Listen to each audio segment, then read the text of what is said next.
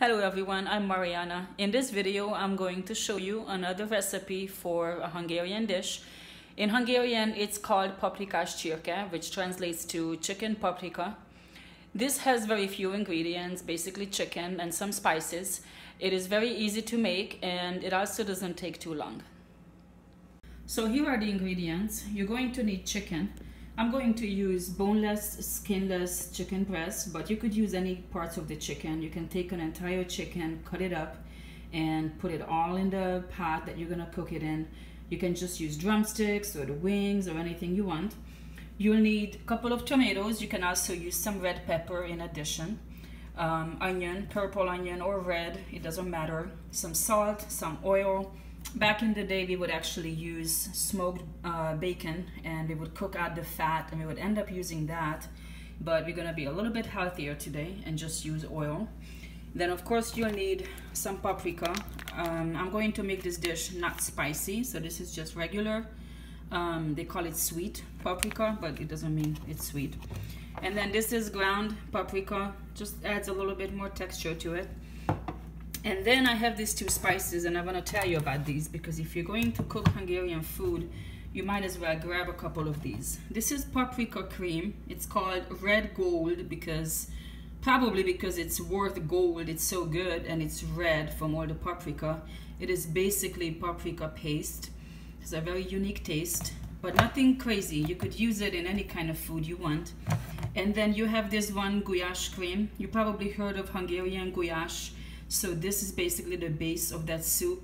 It's a little bit different from this other one, from the paprika cream. This one also has some onions, some peppers and salt and a little bit of oil. I actually have both of these for sale on my website, so hop on over there and grab yourself a couple of them. If you don't want to do that, you can basically make this yourself.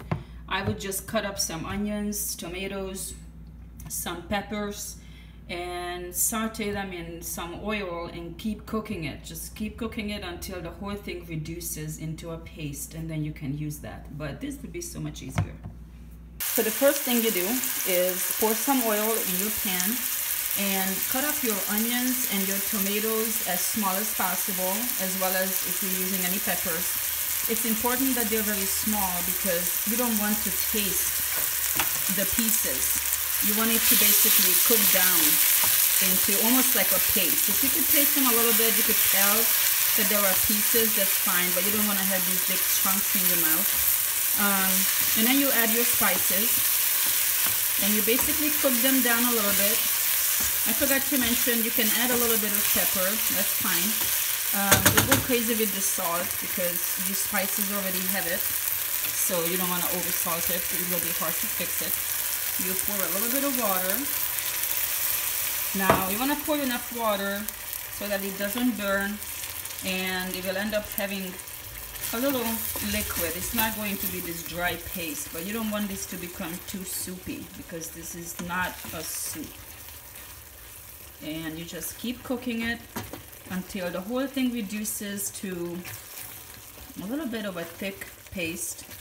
And then, only then, you will add the chicken, and then you'll add a little bit more water, and you will cook it for about, I don't know, 20 minutes until the chicken is ready.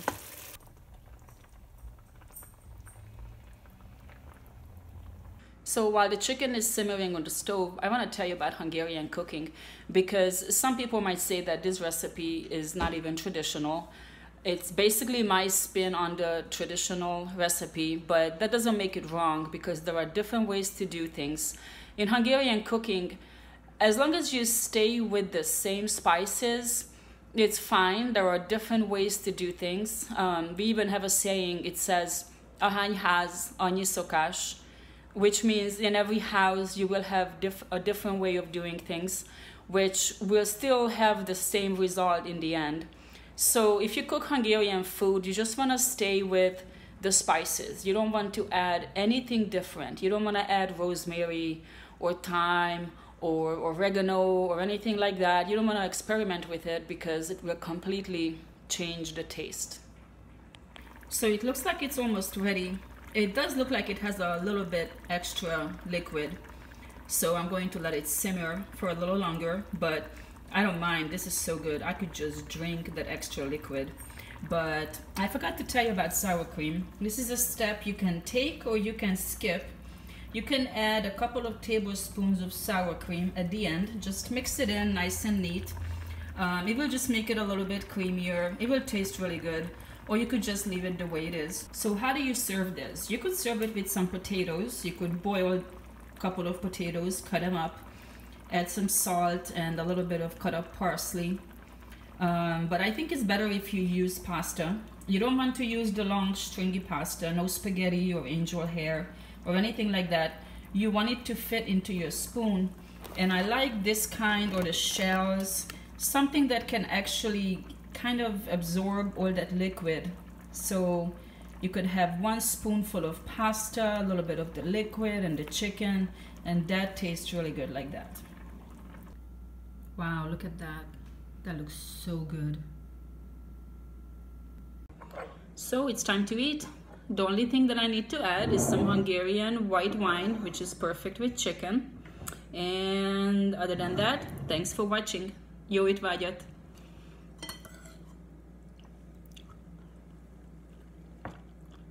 Oh my god, this is so good.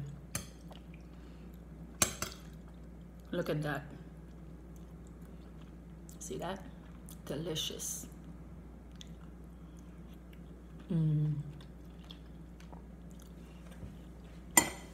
Don't make it with potatoes. This pasta is perfect with it. Yum.